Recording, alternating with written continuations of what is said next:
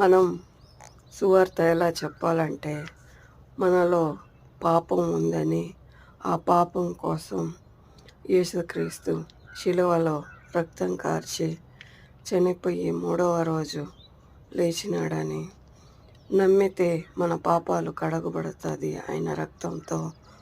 ఆయన నమ్మితే మనం పరలోక రాజ్యం పోతామని, మనం ఎత్తబడతామని చెప్పాలి.